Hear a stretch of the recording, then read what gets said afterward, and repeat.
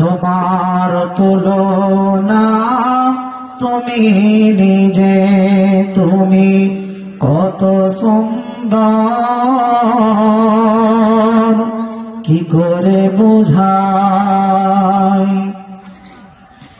বেকার প্রজাপতি গোলাপের মুখে, কি করে দোলায় পাখা বুক ভরা সুখে।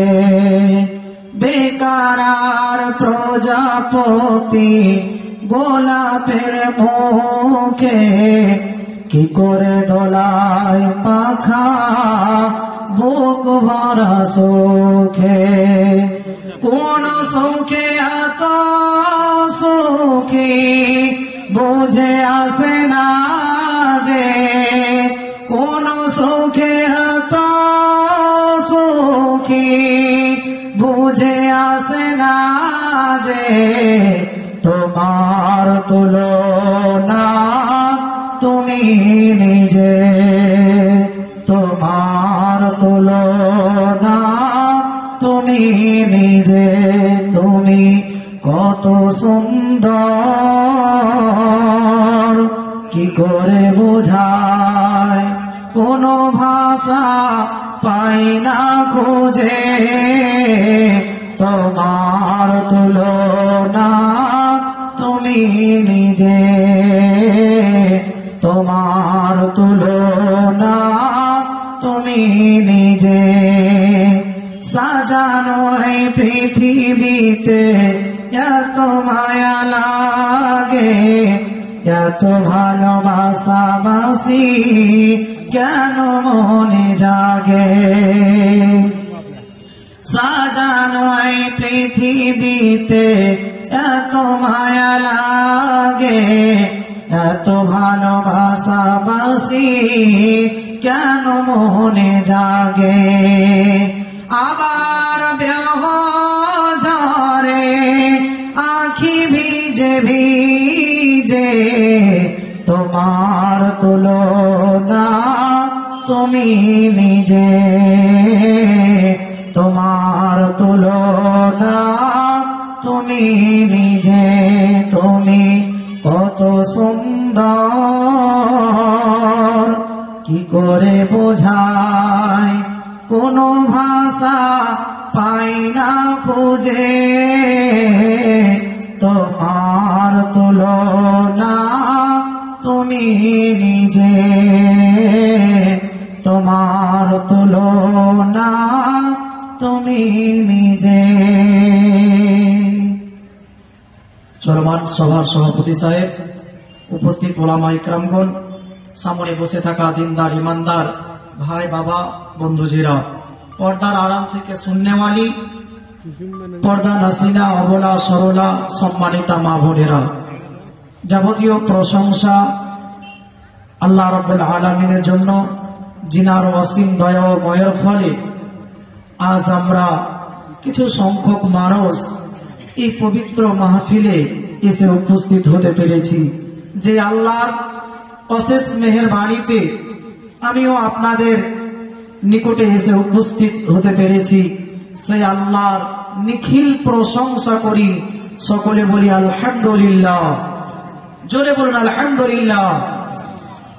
অতঃপর আমাদের দয়ার নবী মা আমিনার লাল মোরর দুলাল আকায়ে নামদার তাজদারে মদিনা আহমদে মুজতাবা মুহাম্মাদুর রাসূলুল্লাহ, সকলে পড়ুন সাল্লাল্লাহু আলাইহি ওয়াসাল্লাম। তিনার উপর হাজার হাজার দরুদ ও সালাম বিবর্ষিত হোক। আল্লাহুম্মা সাল্লি আলাইহি, আল্লাহুম্মা বারিক আলাইহি। সম্মানিত ভাই বাবা, সম্মানিতা মা বোনেরা, বেশ আপনারা আজকের এই জালসার পিছনে কি উদ্দেশ্য রহস্য সবকিছু জানেন। আর আজকে জালসা হবে এই ব্যাপারে পুকুরিয়া থানার অনেক জায়গার মানুষ জানে, তাই তো? জানে না যে আজকে এই হরিপুর গ্রাম, এটা মনে হয় না, এটা হরিপুর তো এই হরিপুর গ্রামে জালসা হবে, এই ব্যাপারে পুকুরিয়া থানার অনেক জায়গার মানুষ জানে না, জানে না? জানে, শুধু খালি এই হরিপুর গ্রামের লোক জানে না, তাই তো? জানে। আজকের এই জালসার মাহফিল দেখে মনে হচ্ছে যে এই হরিপুরের গ্রামের মানুষ মনে হয় যে জালসা হচ্ছে এটা বুঝতে পারেনি, নাকি মৌলানা সাহেব? বুঝতে পারে নাই।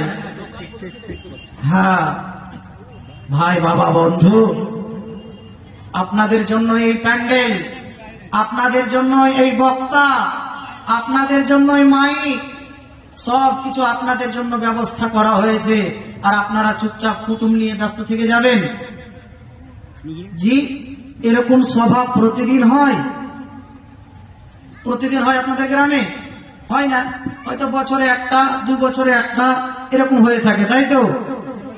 আজকের এই দিনটা একটা মূল্যবান দামি দিন পেল, এরপরেও কিছু সংখ্যক মানুষ তার আলোচনা শুনতে চাইল না বা শুনতে ইচ্ছা করে না। যে কি হবে আলোচনা শুনে, কতই বা আলোচনা আমরা শুনবো। জি, যতদিন বেঁচে থাকবেন ততদিনই আপনাকে আলোচনা শুনতে হবে। বলবেন লাভ কি? লাভ এটাই যে আপনি হতে পারে জীবনে কোন এক ভুলে জড়িত, না জানি আজকের ওয়াজ শ্রবণে আপনি সে ভুল কাজটা ছেড়ে দিতে পারবেন, কিংবা আপনার অজানা আমল জানা নাই তাই আপনি করতে পারছেন না। হতে পারে আজকের ওয়াজ শ্রবণে আপনার অজানাকৃত আমল আপনি জানতে পারবেন, সেটা আমলে পরিণত করবেন, অশেষ নেকির অধিকারী হয়ে যাবেন।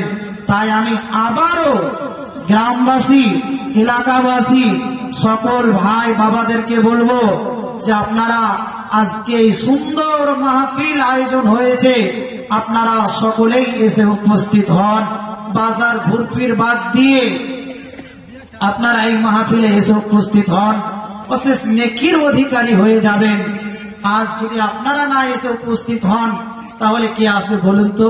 এই গ্রামের মানুষদেরকে আগে আসতে হবে।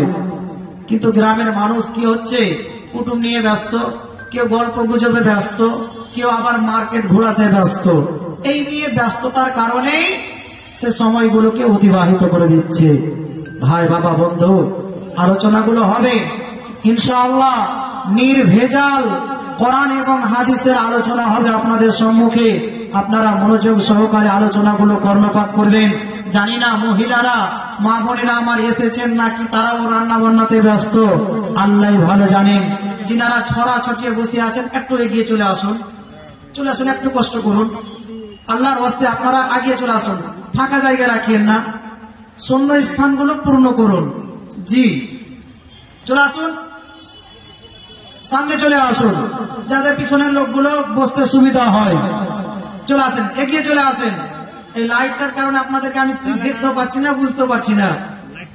জি, লাইটটা যদি অফ করার ব্যবস্থা হতো তাহলে খুবই ভালো হতো। যাই হোক, আপনাদের সম্মুখে হয়ে আল কোরআন মাজিদ থেকে আমি 2 জায়গা থেকে 3টি আয়াত পরিবেশন করেছি, তার সাথে সাথে 2টি হাদিস পরিবেশন করেছি। 3টি আয়াত পরিবেশন করেছি এবং 2টি হাদিস। ইনশাআল্লাহ পরিবেশিত আয়াত এবং হাদিসকে সামনে রেখে কিছু কথা বলে নিজ দায়িত্ব ইতি করব। আমার তৌফিক ইল্লা বিল্লাহ। আজ আমরা দুনিয়ার মানুষ, আজ দুনিয়াতে দুনিয়াদারি নিয়ে ব্যস্ত থেকে যায়। আজ যদি আমাদের পর জীবনে আখিরাতে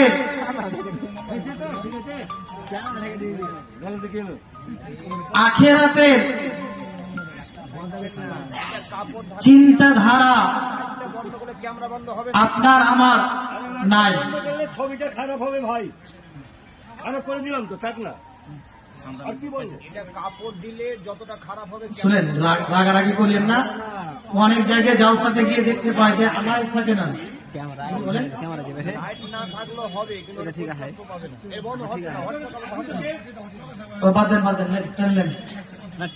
আচ্ছা ঠিক আছে, আপনি জয় থাকলেন। তো আজ আমরা, আচ্ছা যাই হোক ওই প্রসঙ্গটা বাদ দেন, আপনারা চুপ করে আলোচনাগুলো শুনুন। ইনশাআল্লাহ গুরুত্বপূর্ণ আলোচনা আপনাদের সম্মুখে আমি তুলে ধরবো। আজ বর্তমান যুগে এত মারামারি, কাটাকাটি, খুনাখুনি, মানুষ পাপকে পাপ মনে করছে না, রাত দিন চালিয়ে যাচ্ছি আমরা, তাই তো? আজ দুনিয়াতে যেই দিকে তাকান, উত্তর দক্ষিণ পূর্ব পশ্চিম, শুধু পাপ আর পাপ আমরা করছি। জি পাপ হয় না? যদি আপনার আমার ওই পরজীবনের চিন্তাধারাটা অন্তরে থাকতো, যদি পরজীবনটাকে আমরা মাথায় রাখতাম, তাহলে আজ মাহফিলের এই অবস্থা হতো না। হাজার হাজার মানুষ গ্রামে বসবাস করে, তার মধ্যে সবে মাত্র কয়েকটা মানুষ আপনারা বসে আছেন, বাকি মানুষগুলো আসতে পারলো না। তার মানে তারা বাজারটাকে প্রিয় মনে করে নিল, তাদের ব্রেন থেকে আখিরাতকে হারিয়ে ফেললো, তারা দুনিয়াদারি নিয়ে পড়ে থেকে গেল। আর দুনিয়াদারি নিয়ে আমরা পড়ে আছি বলে, দুনিয়াকে অগ্রাধিকার দিচ্ছি বলে, দুনিয়ার প্রলোভনে পড়ে আছি বলে আপনার আমার জন্য সমস্ত পাপগুলো করা এটা একেবারে আসান, সহজ, সুগম হয়ে যাচ্ছে, তাই না? কিসের কারণে? এই কয়েকটা কারণ হবে। আপনার আমার রাত দিন হাজার হাজার অন্যায়, অপরাধ, গুনাহ আমাদের দ্বারাই ঘটে যাচ্ছে, এসবের কয়েকটা কারণ। তার ভিতরে একটা কারণ হলো যে আমাদের পরজীবনের চিন্তাধারা নাই, আখিরাতের চিন্তা ভাবনা আমরা রাখি না, ব্রেন থেকে হারিয়ে ফেলেছি। দ্বিতীয়তে আল্লাহর ভয় অন্তরে নাই। আল্লাহর ভয় যদি থাকতো তাহলে আমরা গুনাহ থেকে, পাপ থেকে বাঁচতে পারতাম। জি, আল্লাহর ভয় অন্তরে আছে তো? নাই। আজ আপনার আমার জন্য রাত দিন হাজার হাজার গুনাহ, অপরাধ, এটা করা সহজ হয়ে যাচ্ছে, আসান হয়ে যাচ্ছে। তার মানে বুঝে নিতে হবে যে আপনার আমার অন্তরে আল্লাহর ভয়, তাকওয়া, পরহেজগারিতা কিছু নাই। আজ দুনিয়াদারি নিয়ে আমরা মানুষেরা ব্যস্ত থেকে যাই, শুধু দুনিয়া, দুনিয়ার পিছনে আমরা ছুটতে আছি। দুনিয়ার লোভ লালসা, দুনিয়ার অর্থ সম্পদ, দুনিয়ার টাকা পয়সা, এগুলোর পিছনে আমরা ছুটছি। তো বলবেন মাওলানা সাহেব, তাহলে কি আমরা টাকা পয়সা রোজগার করব না? অবশ্যই রোজগার করবেন। যতদিন বেঁচে থাকবেন ততদিন রোজগার করবেন, যতদিন আপনার শক্তিতে কুলাবে, যতদিন আপনার শক্তি থাকবে ততদিনই আপনি কাজ করে খাবেন। তবে আমি কেন বললাম যে দুনিয়াদারি নিয়ে ব্যস্ত থেকে যায়? আজ আমরা যতগুলো মানুষ এসেছি, কে কে আমরা এশার নামাজ পড়েছি? হাত তুলুন তো, কই? হাত তুলুন। এই মাত্র কয়েকটা লোক, বাকি লোকগুলো আমরা নামাজ পড়লাম না। তাদের যদি আমি জিজ্ঞেস করি যে আচ্ছা ভাই, বাবা, আপনারা নামাজ কেন পড়লেন না? আপনার যে বয়স 30, 40, 50 পার হয়ে যাচ্ছে, আপনি কতদিন এভাবে ফাঁকি দিয়ে, ধোকা দিয়ে পার হয়ে যাবেন? আপনাকে যদি আমি জিজ্ঞেস করি যে কেন নামাজ পড়েন না, প্রতিদিন তো আজান হয়, 5 বার করে আজান হয়, একটা আজানে 6 বার করে বলা হয় আল্লাহু আকবার, আল্লাহু আকবার, যে আল্লাহ সব থেকে মহান, আল্লাহ সব থেকে বড়। ওই আল্লাহ, মহান আল্লাহর ডাকে আমরা সাড়া দিতে পারলাম না। তারা কি বলে?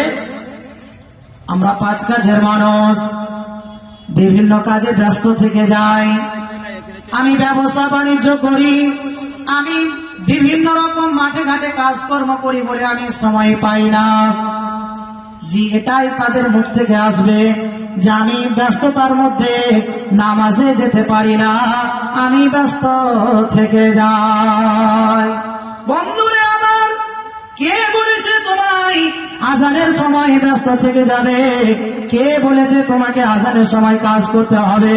তুমি কাজটাকে মহান বানিয়ে নিয়েছ, তুমি কাজটাকে বিরাট মনে করে নিয়েছ, মহান মনে করে নিয়েছ। নামাজ তোমার মহান মনে হয় নাই, তার মানে তুমি দুনিয়াদারি নিয়ে পড়ে আছো। দুনিয়া তোমাকে ধোঁকা দিচ্ছে, দুনিয়ার লোভ লালসা, দুনিয়ার প্রেম প্রীতি মহব্বত তোমাকে ভালো জায়গায় নিয়ে আসতে পারলো না, নামাজে নিয়ে আসতে পারলো না, তোমাকে নামাজে মসজিদে হাজির করতে পারলো না। তুমি দুনিয়াদারি নিয়ে থেকে গেলে। তুমি জানো না আল্লাহ রাব্বুল আলামিন এই ব্যাপারে সতর্ক বার্তা দিয়ে দিয়েছেন, বাল তুফিরুনাল হায়াতাদ দুনিয়া ওয়াল আখিরাতু খায়রুন ওয়া আবকা। আল্লাহ রাব্বুল আলামিন বলছেন, বান্দারা তোমরা দুনিয়াকে অগ্রাধিকার দেবে না, দুনিয়ার প্রলোভনে পড়ে যাবে না, দুনিয়াকে গুরুত্বপূর্ণ মনে করবে না। দুনিয়া তোমাদের প্রাধান্য দেওয়ার জায়গা নয়, দুনিয়া তোমাদের গুরুত্বপূর্ণ জায়গা নয়। ওয়াল আখিরাতু খায়রুন ওয়া আবকা, তোমাদের বাকি জীবন অর্থাৎ পরকাল পরজীবন, এই জায়গাটাকে তোমরা প্রাধান্য দেবে। পরজীবনের প্রলোভনে পড়ে যাবে, পরজীবনকে প্রাধান্য দেবে, দুনিয়ার জীবনকে নয়। কিন্তু আমরা আজ দুনিয়াকে প্রাধান্য দিতে গিয়ে আমরা মাসকে মাস নামাজ ছেড়ে দিলাম, বৎসরকে বৎসর নামাজ ছেড়ে দিলাম। নামাজ ছাড়তে ছাড়তে ছাড়তে ছাড়তে ছাড়তে আমাদের বয়স 30, 40, 50 হয়ে গেল, এখনো আমরা মসজিদ চিনতে পারলাম না। অথচ প্রতিদিন আযান হয়, হাইয়া আলাস সালাত, হাইয়া আলাল ফালাহ, এইভাবে মুয়াজ্জিন হাঁটতে থাকে। ওগো তোমরা নামাজের দিকে এসো, কামিয়াবির দিকে এসো, ভালাইয়ের দিকে এসো। এই মুয়াজ্জিনের হাক আমরা হাকে শোনার পরেও মসজিদে যেতে পারলাম না। আল্লাহ মহান, আল্লাহ মহানের ডাকে সাড়া দিয়ে আমরা যেন মসজিদের মুসাল্লায় গিয়ে নামাজ কায়েম করতে পারলাম না, শুধু দুনিয়াদারি নিয়ে পড়ে থেকে গেলাম, দুনিয়া দুনিয়া নিয়ে ব্যস্ত থেকে গেলাম। বন্ধুরে, যে দুনিয়াকে আমরা প্রাধান্য দিচ্ছি, যে দুনিয়াকে আমরা দামি মনে করে নিয়েছি, যে দুনিয়াকে আমরা এত গুরুত্বপূর্ণ মনে করে নিয়েছি, এই দুনিয়ার কোনো দাম নাই, এই দুনিয়ার কোনো মূল্য নাই। আজ আমরা মূল্যহীন পৃথিবীকে বড় মজবুত ভাবে আঁকড়ে ধরে নিয়েছি, দুনিয়াকে বড় শক্ত করে আমরা ধরে নিয়েছি, যার কারণে আজ আমরা নামাজ, রোজা, দান, সদকা, ভালো ভালো কাজ আমরা দ্বীন ইসলামের প্রতি কায়েম ও দায়েম থাকতে পারছি না। দুনিয়াকে বড় মজবুত করে ধরে নিয়েছি। জেনে রাখবেন, এই দুনিয়ার কোনো দাম নাই। এই মূল্যহীন পৃথিবীকে যারা আমরা প্রাধান্য দিতে আছি, জেনে রাখবেন এই দুনিয়ার 5 পয়সাও দাম নাই। আজ আমরা অত্যন্ত গুরুত্বপূর্ণ মনে করে নিয়েছি, এই দুনিয়াকে আমরা এতটা গুরুত্বপূর্ণ মনে করে নিয়েছি যে দুনিয়া দুনিয়া দুনিয়া নিয়ে আমরা দুনিয়ার মানুষেরা ব্যস্ত থেকে যাই। জি, সমাজের কজন মানুষ নামাজ পড়ে, রোজা রাখে? হাজার হাজার মানুষ না নামাজ পড়ে, না অনেকে রোজা করে। আবার যদি কেউ বেনামাজিরা রোজাও করে, তাহলে রোজার মাস শেষ হয়ে যাওয়ার পরে আর মসজিদে খুঁজে পাওয়া যায় না। তার মানে রোজা তার কার্যকারী হলো না, তার সিয়াম কার্যকারী হলো না। সিয়াম ব্রত থাকলো, একটা মাস পালন করলো, এরপরে সে পরিবর্তন হলো না, তার মানে সিয়াম তার কার্যকারী হয় না। ভাই, বাবা, বন্ধু, জীবনে কিছু করেন আর না করেন, অন্তত পক্ষে 5 ওয়াক্তের সালাত আদায় করবেন। আবার অনেক মানুষ বলে যে আল্লাহ হেদায়েত করুক, তখন আমি মসজিদ ধরবো, বলে না? অনেক মানুষ বলে যে আল্লাহ আমাকে হেদায়েত করুক, তখন আমি মসজিদ ধরবো, তখন আমি নামাজ ধরবো, ভালো ভালো কাজ করব। কিন্তু সে বলছে কোথায়? শয়তানের আড্ডাখানায়, চায়ের দোকানে, না তো অন্যান্য কোনো বাজারে বসে বসে যখন কোনো আলেম মানুষ, মুসল্লি লোক, হাজি সাহেব বলে আচ্ছা তুমি নামাজ পড়ো না কেন, তখন সে বলে আল্লাহ হেদায়েত করুক। হেদায়েত হবে? জি হবে? হবে না। কেন? যে সে আছে শয়তানের আড্ডাখানায়, বাজারে।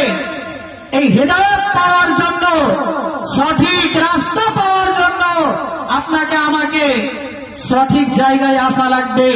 নিয়মিত 5 ওয়াক্ত আযান হয়, ওই আযানের সময় সমস্ত কাজকে বাতিল করে দিয়ে আযান যখন হবে আপনি মসজিদে চলে আসবেন। দেখবেন আল্লাহ রাব্বুল আলামিন আপনাকে সিরাতে মুস্তাকিম দেখিয়ে দেবে, সঠিক রাস্তা আপনাকে দেখিয়ে দেবে। কিন্তু আপনি আমি সে মসজিদেও আসলাম না, আর শুধু বাজারে বসে বসে শয়তানের জায়গায় বসে থেকে আমরা শুধু কামনা করতে থাকলাম যে আল্লাহ হেদায়েত করুক, হবে না। জি, হেদায়েত পাওয়ার জন্য আপনাকে হেদায়েতের রাস্তায় আসা লাগবে, তবে আপনি পাবেন। ভাই বাবা বন্ধু, আমি এটাই বলবো, জীবনে কিছু করেন আর না করেন, অন্তত পক্ষে 5 ওয়াক্তের সালাত সকলে আদায় করবেন। জি বলুন, ইনশাআল্লাহ আদায় করব। বলেন কি ব্যাপার, আওয়াজটা জোরে কেন হচ্ছে না? বলুন ইনশাআল্লাহ আমরা 5 ওয়াক্তের নামাজ আদায় করব। আল্লাহ যারা ইনশাআল্লাহ বললো, সকলেরকে তুমি কবুল করে নাও 5 ওয়াক্তের মুসল্লি হিসাবে। যাই হোক, আমি বলতেছিলাম ওই পর জীবনের কথা, যে আজ আমরা ওই পর জীবনটাকে অন্তর থেকে মুছে দিয়েছি, ব্রেন থেকে হারিয়ে দিয়েছি, যার কারণে পৃথিবীতে ভাই ভাই মারামারি, জমি জায়গা নিয়ে মারামারি। আজ দুনিয়াতে সমস্ত পাপগুলো করা একেবারে আপনার আমার জন্য সহজ আসান হয়ে যাচ্ছে, শুধুমাত্র এই দুনিয়াকে অগ্রাধিকার দিচ্ছি বলে, আর আখিরাতকে ব্রেন থেকে হারিয়ে দিয়েছি বলে। আসল যে দুনিয়াকে এতটা মূল্যবান মনে করছি, আসলে এই দুনিয়ার দাম কতটুকু? নাকি আমরা এই মূল্যহীন পৃথিবীকে অযথা আমরা অগ্রাধিকার দিতে আছি? শুনুন হাদিস, আল্লাহ নবী যে বলছেন, عن جابر رضي الله تعالى عنه أن رسول الله صلى الله عليه وسلم مر بجدين صف ميت فقال أيكم يحب أن هذا له بدرهم فقالوا ما نحب أنه لنا بشيء قال فوالله للدنيا أهون على الله من هذا عليكم। হাদিসের রাবী জাবির রাদিয়াল্লাহু তাআলা আনহু তিনি বর্ণনা করছেন, তিনি বলছেন যে আল্লাহর নবীজি একদিন পথ বয়ে চলে যাচ্ছেন, মাররাবে জাদিন আসাক্কা মাইয়াতিন, তিনি রাস্তা দিয়ে যেতে যেতে দেখছেন রাস্তার এক কিনারায় একটা মৃত ছাগলের বাচ্চা ওই রাস্তার কিনারায় যেন পড়ে আছে। কান কাটা মৃত ছাগলের বাচ্চা রাস্তার কিনারায় পড়ে আছে, মৃত্যু হয়ে গিয়েছে। আল্লাহর নবীজি তা দেখে বলছেন, ফাকালা আইয়ুকুম ইউহিব্বু আন হাযা লাহু বিদিরহামিন। আল্লাহর নবীজি বলেন, রে সাহাবীরা, আইয়ুকুম তোমাদের মধ্যে কে আছো, ইউহিব্বু একে পছন্দ করবে, আন হাযা লাহু বিদিরহামিন, 1 দিরহামের বিনিময়ে, 1 টাকার বিনিময়ে কে আছো রে সাহাবীরা, যে তোমরা এই মৃত ছাগলের বাচ্চা, কান কাটা মৃত ছাগলের বাচ্চা, দুর্গন্ধময় যুক্ত ছাগলের বাচ্চা, এটাকে তোমরা 1 দিরহামে ক্রয় করতে পছন্দ করবে? এটা কে আছো যে তোমরা একে ক্রয় করে নেবে? আল্লাহর নবীজি বলছেন, সাহাবীরা তোমাদের মধ্যে কেউ আছো যে এই মৃত ছাগলের বাচ্চাটাকে 1 দিরহামের বিনিময়ে, 1 টাকার বিনিময়ে তোমরা ক্রয় করবে? এটা কি কেউ পছন্দ করো? জি, কেউ পছন্দ করবে। মৃত্যু হয়ে গিয়েছে, দুর্গন্ধ বের হচ্ছে, ওটা আমরা কেউ পছন্দ করব না। আল্লাহর নবীর সাহাবীরা তিনারাও এমনই উত্তর দিয়েছিলেন, ফাকালু মা নুহিব্বু আন্নাহু লানা বিশাইইন। ও আল্লাহর নবী গো, আমরা এটা কেউ নিতে চাই না, এটা আমরা কেউ নিতে চাই না, এটা আমরা কেউ পছন্দ করি না। নবী গো, তা নিয়ে কি হবে? এ তো মৃত্যু হয়ে গিয়েছে, দুর্গন্ধ বের হচ্ছে, কান কাটা, এটা দিয়ে আবার কি হবে? এ দিয়ে কি লাভ হবে, উপকার হবে? নবী গো, আমরা কেউ নিতে পছন্দ করি না, কেউ আমরা নিতে চাই না। কেউ নেবে? জি, মৃত্যু হয়ে গিয়েছে, দুর্গন্ধময় যুক্ত ছাগলের বাচ্চা, এটা দিয়ে কি হবে? কেউ নিতে চাইবে না। আল্লাহর নবীর সাহাবীরা তিনারাও বলে দিলেন, নবী গো, আমরা কেউ নিতে চাই না, কারণ এই মৃত্যু ছাগলের বাচ্চা নিয়ে রাসূল আমরা কি করব? কি লাভ হবে, কি উপকার হবে? আমরা নিব? কেউ নিতে চাই না। টাকা তো দূরের কথা, ফ্রিতে দিলেও আমরা কেউ নেব না। আল্লাহর নবীর সাহাবীরা নবীকে বলে দিলেন, নবী গো, আমরা এটা কেউ পছন্দ করি না, এটা আমরা কেউ নিতে চাই না, এটা আমরা কেউ নেব না। আল্লাহর নবী বড় আক্ষেপ করে বলছেন, রে সাহাবীরা, ও আমার সাহাবীরা, এই ছাগলের বাচ্চাটাকে তোমরা কেউ দাম দিলে না, কারণ সে মৃত্যু হয়ে গিয়েছে, দুর্গন্ধ বের হচ্ছে, যার কারণে তোমরা একে কেউ পছন্দ করলে না, একে কেউ দাম দিতে চাইলে না, কেউ তোমরা নিতে চাইলে না। রে আমার সাহাবীরা, ও আমার সাহাবীরা, তোমরা জেনে রেখো, কলা দুনিয়া আহওয়ানু আলাল্লাহি মিন হাযা আলাইকুম। আল্লাহর নবী বলছেন, সে আল্লাহর শপথ, আল্লাহর কসম, রে সাহাবীরা, তোমরা এই ছাগলের বাচ্চাটাকে কেউ নিতে চাইলে না, যতটা তোমাদের নিকটে এই ছাগলের বাচ্চাটা নিকৃষ্ট, যতটা তোমাদের নিকটে এই মৃত ছাগলের বাচ্চা, দুর্গন্ধময়যুক্ত ছাগলের বাচ্চাটা যতটা নিকৃষ্ট, যতটা খারাপ তোমাদের নিকটে, সারা পৃথিবী এবং পৃথিবীর যত সম্পদ আছে, সারা দুনিয়া এবং দুনিয়ার যত সম্পদ আছে, আল্লাহ রাব্বুল আলামিনের নিকটে এই দুর্গন্ধময় যুক্ত ছাগলের বাচ্চার থেকেও দুনিয়ার সমস্ত সম্পদ নিকৃষ্ট। চিন্তা করেছেন যে দুনিয়াকে আমরা এত মূল্যবান মনে করেছি, যিনি আমাদের স্রষ্টা, যিনি আমাদের রব, যিনি আমাদেরকে সুন্দর সুঠামো করে এই দুনিয়াতে পাঠিয়েছেন, চোখ, হাত, পা, নাক, মুখ দিয়ে, শক্তি, বিবেক, চেতনা, ব্রেন বুদ্ধি দিয়ে, যে আল্লাহ সুন্দর সুঠামো করে আমরা এসেছি দুনিয়াতে, আল্লাহ পাঠিয়েছেন আমাদেরকে, ওই আল্লাহরই সৃষ্টির শ্রেষ্ঠ হয়ে আমরা দুনিয়াকে বড় মজবুত করে ধরে নিয়েছি, তাই না?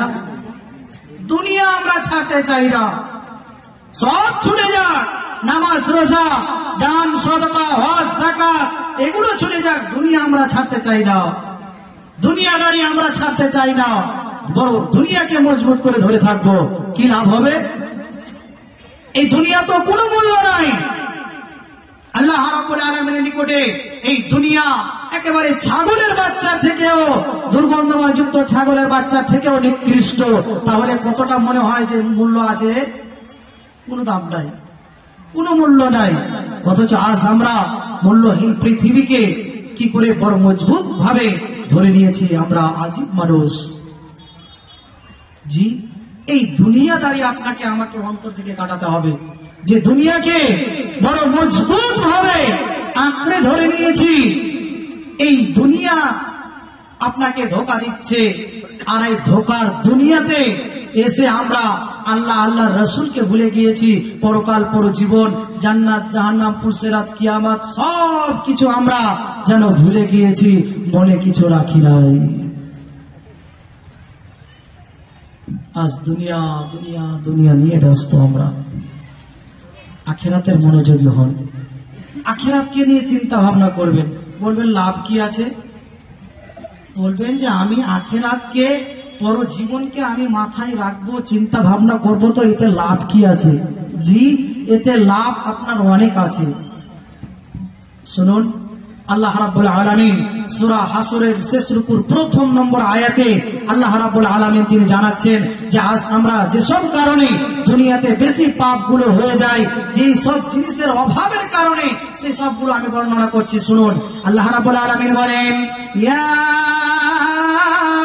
আইয়ুহাল্লাযীনা আমানুত্তাকুল্লাহ ওয়াল তানজুর নাফসুম মা কদ্দামাত লিগাদ।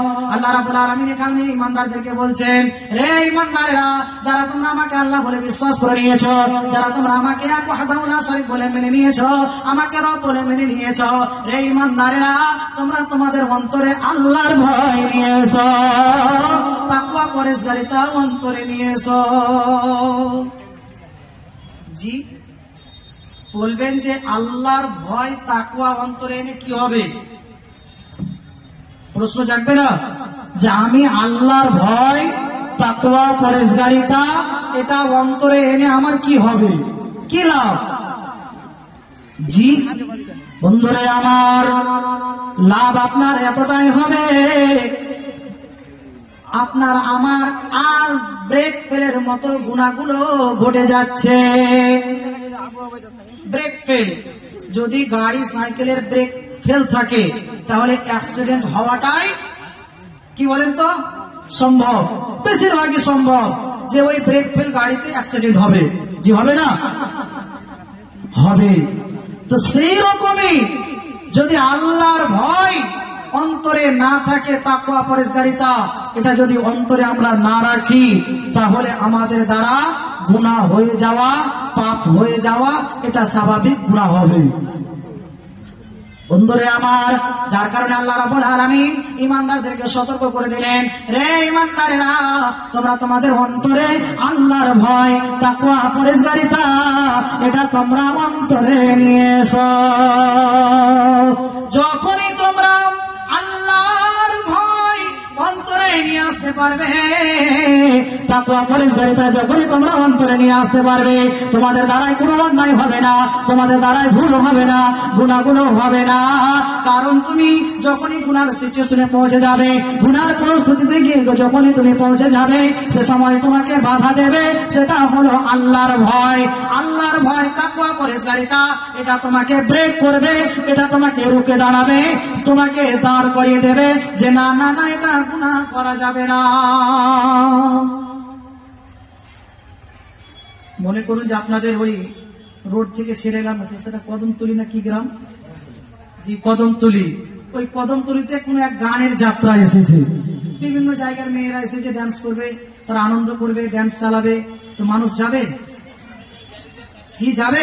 কথা বলুন, কি ব্যাপার আপনারা আমার ভাষাগুলো বুঝতে পারছেন না? পারছেন তো? তো ওই জায়গায় গানের যাত্রা এসেছে, ডান্স করবে বা বিভিন্ন ধরনের নাচ গান হবে, সেখানে মানুষ যাবে? হাজার হাজার নারী পুরুষ সেখানে পৌঁছে যাবে। বন্ধুরে আমার, যারা পৌঁছে যাবে হাজার হাজার, কিন্তু মানুষ চলে যাবে, নারীরাও যাবে, পুরুষেরাও যাবে। যারা চলে যাবে তাদেরকে জেনে নিতে হবে তাদের অন্তরে আল্লাহর ভয় নাই, তাদের অন্তরে আল্লাহর ভয় তাকওয়া পরেজগারিতা কিছু নাই, পরজীবনের চিন্তা ভাবনা নাই। একজন ইমানদার ব্যক্তি সে কখনো যেতে পারে না, ইমানদার ব্যক্তি, আল্লাহওয়ালা ব্যক্তি, যাদের অন্তরে আল্লাহর ভয় থাকবে, তাকওয়া থাকবে, এই সমস্ত মানুষেরা যেতে পারে না। তারা যাবে না, যাবে না, যাবে না। কেন যাবে না? তাকে তার বাধা দেবে, প্রস্তুতি তাকে বাধা দেবে, তাকে বাধা দেবে যে না না না সেখানে যাওয়া যাবে না, সেখানে গেলে অন্যায় হয়ে যাবে, সেখানে গেলে অপরাধ হয়ে যাবে, সে জায়গায় যাওয়া যাবে না, সে জায়গায় যাওয়া যাবে না, সেখানে গেলেই আমার গুনাহ হয়ে যাবে, অপরাধ হয়ে যাবে, পাপ হয়ে যাবে। যার কারণে ওই ইমানদার ছাড়া বাকি মানুষ সবাই চলে যাবে। যারা যাবে তাদের অন্তরে আল্লাহর ভয় তাকওয়া পরেজগারিতা কিছু নাই। জি কিছুই নাই। তো আল্লাহর ভয় এটা আপনাকে আমাকে বাধা দেবে কি থেকে? পাপ থেকে, গুনাহ থেকে। যখনই গুনার সিচুয়েশনে পৌঁছে যাব, সে সময় আপনাকে আমাকে বাধা দেবে, সেটা হলো আল্লাহর ভয় তাকওয়া। বাধা দেবে, রুখে দাঁড়াবে, ব্রেকের কাজ করবে। ব্রেকের কাজ হলো গাড়ি দাঁড় করানো। জি গাড়িকে স্লো করে দেওয়া, না অ্যাক্সিডেন্ট করে দেওয়া, নিজ ইচ্ছা মনে মানে ছাগলের বাচ্চার গায়ে চাপিয়ে দেওয়া বা মানুষের গায়ে চাপিয়ে দেয়, চাপাই, যতক্ষণ সে চেষ্টা করে যে ব্রেক করে গাড়িটা যেন দাঁড়িয়ে যায়, সেরকমই ইমানদারদেরকে বাধা দেবে, ব্রেক করবে, সেটা হলো আল্লাহর ভয় তাকওয়া পরেজগারিতা। বন্ধুরে আমার, আবার অনেক মানুষের ভিতরে প্রশ্ন থেকে যাবে যে মাওলানা আমি তো আল্লাহর ভয় অন্তরে রাখি, আমি তো তাকওয়া পরেজগারিতা অন্তরে নিয়ে আসি, এরপরেও আমার কেন অন্যায় হয়ে যায়? আমি তো আল্লাহর ভয় তাকওয়া পরেজগারিতা এটা অন্তরে আছে আমার, এরপরে যে আমার অপরাধ হয় না, এরকম প্রশ্ন নাই? জি এমনটা প্রশ্ন জেগে যায়। যে আমি তো আল্লাহর ভয় অন্তরে আছে, তাকওয়া পরহেজগারি তার অন্তরে আছে, এরপরেও আমার দ্বারা যে গুনাহ হয়ে যায়, তাহলে আমার জন্য ফয়সালা কি? আল্লাহ রাব্বুল আলামিন সূরা আল ইমরানের 135 নম্বর আয়াতে তিনি জানিয়ে দিয়েছেন,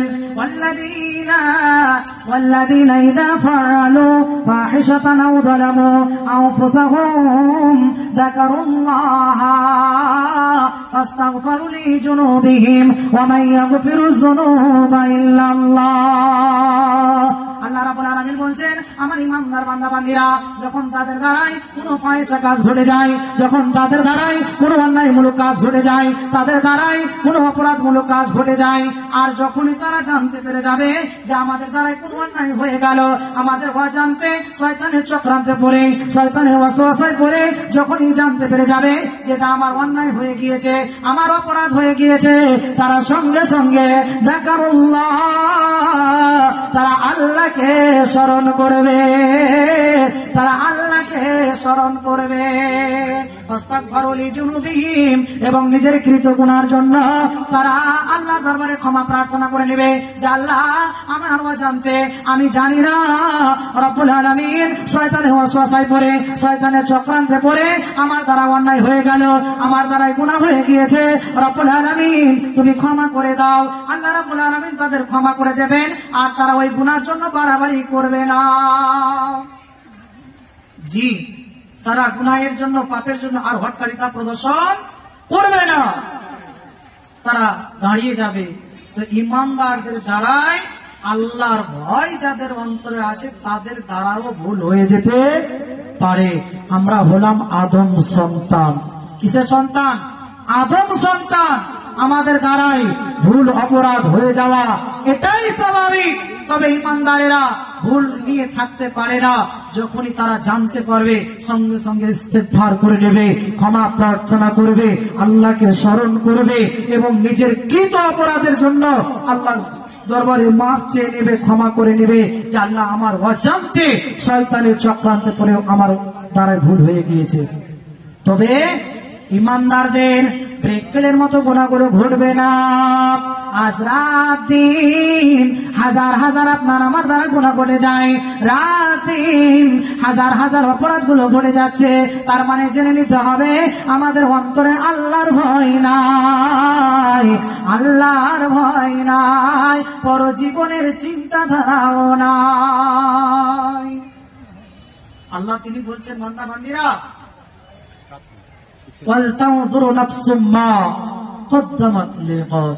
বান্দা বান্দিরা তোমরা ভুলে গিয়েছো আখিরাত বলে, আখিরাতকে মাথায় রাখবে না। আল্লাহ তিনি সতর্ক বার্তা দিচ্ছেন। আল্লাহ যে তিনি কত বড় দয়ালু, আল্লাহ যে তিনি কত বড় মেহেরবান, যে আপনাকে আমাকে বাঁচার জন্য, আপনাকে আমাকে রুখে দাঁড়াবার জন্য, যাতে করে আমার বান্দা বান্দিরা অন্যায় না করে দেয়, যাতে করে অপরাধ না করে দেয়, এই জন্য আল্লাহ রাব্বুল আলামিন কোরআন মাজিদের মধ্যে একাধিক জায়গায় তিনি সতর্ক বার্তাগুলো দিয়ে দিয়েছেন। কি সতর্ক বার্তা? আল্লাহ বলছেন, ফালতানজুর নাফসুম মা কদ্দামাত লিগাদ। আল্লাহ রাব্বুল আলামিন বলছেন, রে বান্দারা, ও আমার বান্দিরা, তোমাদের ব্রেনকে চিন্তিত রাখবে, তোমাদের ব্রেনকে টেনশনে রাখবে আখিরাতের জন্য, আগামীকালের জন্য, যে আমি আগামীকালের জন্য, পরজীবনের জন্য কি পুঁজি সম্বল নেকি পাঠালাম, কতগুলো আমি পুঁজি পাঠালাম, কতগুলো আমি নেকি পাঠালাম, এই নিয়ে তার ব্রেন চিন্তিত থাকবে। আছে চিন্তা ভাবনা? জি, এই চিন্তা ভাবনা আপনার আমার কারো নাই। আজ একটা মানুষ আমরা বলতে পারবো না যে মওলানা আজ ফজর থেকে নিয়ে, যে সময় ফজর হয়েছে সেই সময় থেকে নিয়ে এখন 9:15 বেজে গেল, এই রাত পর্যন্ত আমি আমার ব্রেনকে চিন্তা ভাবনায় রেখেছিলাম, আমার ব্রেনকে আমি টেনশনে রেখেছিলাম যে আগামীকালের জন্য, পরজীবনের জন্য আমি কি পুঁজি পাঠালাম, কতগুলো সম্বল পাঠালাম, এই নিয়ে আমি আমার ব্রেনকে চিন্তা ভাবনায় রেখেছিলাম। একটা মানুষ আছে? কেউ? আমরা কেউ নাই। কেউ বলতে পারবো না যে আমরা এমন চিন্তা ভাবনা রেখেছিলাম। অথচ আল্লাহ রাব্বুল আলামিন বলছেন, বান্দারা, ও আমার বান্দিরা, তোমরা তোমাদের ব্রেনকে চিন্তিত রাখবে, তোমাদের ব্রেনকে চিন্তা ভাবনায় রাখবে যে আগামীকালের জন্য, পরজীবনের জন্য কি পুঁজি সম্বল পাঠালে, কতগুলো তুমি নেকি পাঠালে, এই নিয়ে তোমার ব্রেনকে ব্যস্ত রাখবে। এটা ব্যস্ত আমরা রাখতে পারি না। কোনটা ব্যস্ত রাখি? যে কত টাকা রোজগার করলাম, আজ কত টাকা ইনকাম হলো, কালকে কত টাকা ইনকাম হয়েছিল, আগামীকাল কত টাকা ইনকাম করব, এই নিয়ে আমরা ব্যস্ত। কিন্তু দুনিয়ার মানুষ আমরা এটা চিন্তা ভাবনা করি না যে আগামীকালের জন্য আমরা কি পুঁজি তৈরি করলাম, আগামীকালের জন্য কতগুলো সম্বল নেকি আমরা আগাম পাঠালাম, এই নিয়ে কেউ চিন্তা ভাবনা করি না। কিন্তু করতে হবে। এই 50, 60, 70 বৎসরের জীবনটাকে সুখী জীবন বানানোর জন্য কত আমরা চেষ্টা চালাই, কত দৌড়াদৌড়ি, ঝোপঝাপ আমরা কাজকর্ম করে থাকি, বিভিন্ন জায়গায় ছোটাছুটি করে থাকি, দৌড়ঝাপ করতে থাকি না? এই 50, 60, 70 বৎসরের জীবনটাকে সুখী জীবন বানানোর জন্য। কিন্তু ভাই, বাবা, মা, বোন, এটা কি আপনার আমার ব্রেনে চিন্তা ভাবনা আসে না? আপনার আমার বিবেক কি এটা বলে না যে যে জায়গায় চিরকাল চিরস্থায়ী থাকতে হবে তার নাম হলো আখিরাত, তার নাম হলো পরজীবন? সেই জায়গার জন্য কতগুলো পুঁজি, কতগুলো সম্বল, কতগুলো নেকি পাঠালাম, এই নিয়ে আমরা ব্রেনকে চিন্তা ভাবনায় রাখি না।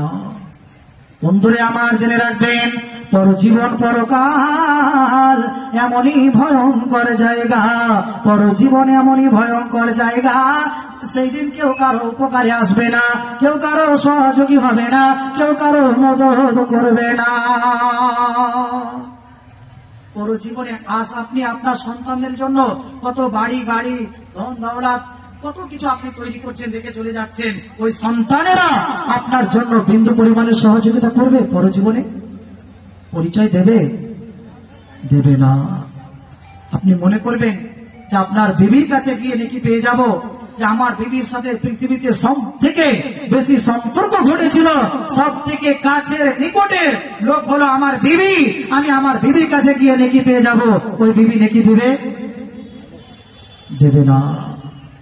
কেউ যদি স্বামী বলে বিবির কাছে যাও, হবে নিরাশ, বলবে আরো একটি নেকি দাও। ছেলে মেয়ের কাছে গেলে পিতাই বলবে তারা, তুমি আরো দাও নাকি, মোরা সর্বহারা। পিতা মাতার কাছে গেলে অস্বীকার করিবে, নিরুপায়ে অবশেষে তুমি মরিবে। দুষ্ট বন্ধুর কাছে গেলে বলিবে তারাও, তুমি মর বন্ধ নহি ঘনি দূর হও। ঝর্ণার মতো ঝরবে পানি, ওরে ঝর্ণার মতো ঝরবে পানি, দুনয়ন হইতে ফেরেশতারা দিবে ধাক্কা, পড়বে দোজখেতে। 50,000 বছরের সমান, ওরে 50,000 বছরের সমান হবে একটা দিন। পাপি তাপি নরাধমদের হবে দুর্দিন। তাই এখনো সময় আছে তোমাদেরই হাতে, যা কিছু করিবে তুমি নিয়ে যাবে সাথে। এখনো সময় আছে, ধরো হে নামাজ, এখনো পরনি দেহে কাফনের সাজ। এখনো আপনার আমার সময় আছে।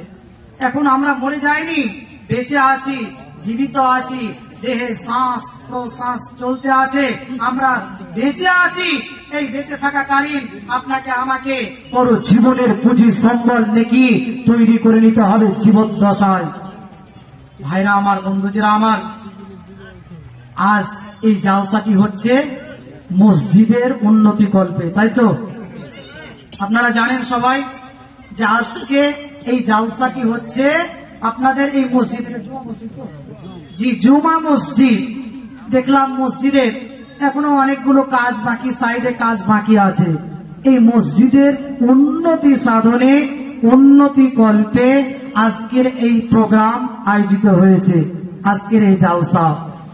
জি, ইনশাআল্লাহ আলোচনা হবে। আমি 10টা মিনিট শুধু কালেকশনের দিকে এগিয়ে যাব। ইনশাআল্লাহ আপনাদেরকে অতীব গুরুত্বপূর্ণ আলোচনা, নির্ভেজাল কোরআন এবং হাদিসের আলোচনা আমি রাখবো। যদি আমি সময় পাই তাহলে আর 10টা মিনিট আমি আদায়ের জন্য এগিয়ে যাব। ভাই, বাবা, বন্ধু, কেউ এমন আছেন, এমন একজন ব্যক্তি দাঁড়িয়ে বলবেন যে মাওলানা, জীবনে অনেক টাকা অনেক জায়গায় বই বিধান করে দিয়েছি, আজকে এই মসজিদের জন্য আমি 10,000 টাকা দেব, এমন দাতা কেউ আছেন?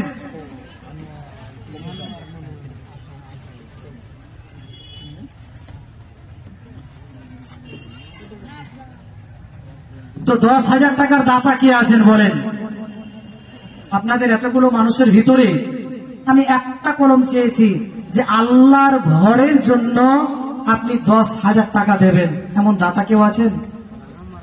জি, যাদেরকে আল্লাহ সচ্ছল অবস্থায় রেখেছেন, ব্যবসা বাণিজ্য করছেন, চাকরি বাকরি, মাস্টারি, ডক্টরি, ইঞ্জিনিয়ারিং করছেন, আমি ওনাদেরকে বলবো যে এমন ব্যক্তি একজন এসে উপস্থিত হন যে মাওলানা, আমি আল্লাহর ঘরের জন্য আমি 10,000 টাকা দেব, এমন দাতা কেউ আছেন? জি, আল্লাহর নবী বলছেন, মান বানা লিল্লাহি মাসজিদান বানাল্লাহু লাহু বাইতান ফিল জান্নাহ। আল্লাহর নবী, নবী মুহাম্মদুর রাসূলুল্লাহ সাল্লাল্লাহু আলাইহি ওয়াসাল্লাম তিনি বলছেন, হে আমার উম্মতেরা, যারা তোমরা আল্লাহর ঘর মসজিদ বানাবে, আল্লাহ রাব্বুল আলামিন তোমাদের জন্য জান্নাতে ঘর নির্মাণ করে দেবেন। বলুন সুবহানাল্লাহ, জোরে বলুন সুবহানাল্লাহ। আপনারা ঘুমিয়ে গেছেন মনে হয় নাকি? কেমন হলো জি? 10,000 টাকার দাতা কেউ হতে পারলেন না? আল্লাহ নবী কি বললেন? যারা মসজিদ বানাবে তাদের জন্য আল্লাহ রাব্বুল আলামিন জান্নাতে ঘর নির্মাণ করে দেবেন। এত বড় আজ সৌভাগ্য যে আজ গ্রামে এমন জলসা হচ্ছে মসজিদের উন্নতি সাধনে, যে আজ আপনার দান করার সুবর্ণ সুযোগ। পারবেন না কেউ 10,000 টাকার দাতা? একটা কলম উপস্থিত হন, তার জন্য আমি প্রাণ খুলে আল্লাহর দরবারে দোয়া করে দেব। অনেক দূর থেকে আমি এসেছি, মুসাফির অবস্থায় আছি, আপনাদের জন্য আমি খাস খুশি ভাবে দোয়া করে দেব। 5,000 টাকার দাতা কি আছেন বলেন? 5,000 টাকার জীবনে অনেক টাকা অনেক জায়গায় বই বিধান করে দিয়েছেন এই মসজিদের জন্য। মসজিদটা কার ঘর? মসজিদ কার ঘর গো? আল্লাহর ঘর। আর আল্লাহর ঘরে শুধু আল্লাহকে ডাকা হয়, তাই তো? ওয়ান্নাল মাসাজিদা লিল্লাহি ফালা তাদউ মাআল্লাহি আহাদা। মসজিদ হলো আল্লাহর ঘর, আর আল্লাহর ঘরে শুধু আল্লাহকেই ডাকা হয়। তো আল্লাহর ঘরে এমন 5,000 টাকার দাতা কেউ উপস্থিত হতে পারবেন না? সাদিকুল সাহেব 500 টাকা। আপনাদের ভিতর থেকে 30 জন ব্যক্তি আসুন, 1,000 করে তাড়াতাড়ি নিয়ে আসুন। আমি আগেই বলেছি 10 মিনিটের পরেই আলোচনা দিকে চলে যাব। আসুন, 30 জন ব্যক্তি আপনারা 1,000 করে দেন, 10 জন ব্যক্তি 2,000 করে। কি নাম? বাবলু মেকার সাহেব। কি ব্যাপার, আর 500 টাকা হবে না? শুনেন শুনেন, আর আল্লাহর রাস্তায় আপনি 500 টাকা দেন। জি, কই মেকার সাহেব গো? আর 500 টাকা আপনি দেন, যান নিয়ে আসেন। আসুন, তাড়াতাড়ি আসুন, দানগুলো নিয়ে আসুন। কি নাম? সাফিউর রহমান। 100 টাকা। 500 টাকা লিখেলেন? আচ্ছা, 500 টাকা লিখেলেন। তাহলে কি মেকার বললেন নাম? বাবলু মেকার। উনি দিয়েছেন 1,000 টাকা। নারে তাকবীর। কেমন হলো জি? আল্লাহ আকবার কইতে যদি এত কষ্ট হয়, তাহলে কি করে মনের টাকা দিবেন জি? সুবহানাল্লাহি ওয়া বিহামদিহি। জোরে করে আল্লাহু আকবার বলুন। লিল্লাহি তাকবীর। আল্লাহু আকবার। তাহলে মেকার সাহেব উনি দিয়েছেন 1,000 টাকা। একটা কলম হলো। দ্বিতীয় নম্বর কে আছেন? এতগুলো মানুষের ভিতরে আপনারা 30 জন ব্যক্তি উপস্থিত হতে পারবেন না? তাড়াতাড়ি নিয়ে আসুন, যে আলোচনা হবে নিয়ে আসুন, তাড়াতাড়ি উঠে আসুন। কেউ 500 দেবেন, কেউ 1000 দেবেন, কেউ 2000 দেবেন, কেউ 5000 দেবেন। সবাই একই লেভেলের মানুষ কেউ নাই। জি, সবাই একই সমান আছেন? একই সমান নাই। কেউ ধনী তো কেউ গরিব, কেউ মাস্টার, কেউ ডাক্তার, কেউ ইঞ্জিনিয়ার। আসুন 30 জন ব্যক্তি, আপনারা 1000 করে টাকা দেবেন আব্বা মায়ের জন্য। আচ্ছা, আব্দুল হাকিম হাজী সাহেব উনি দিয়েছেন দ্বিতীয় নম্বর।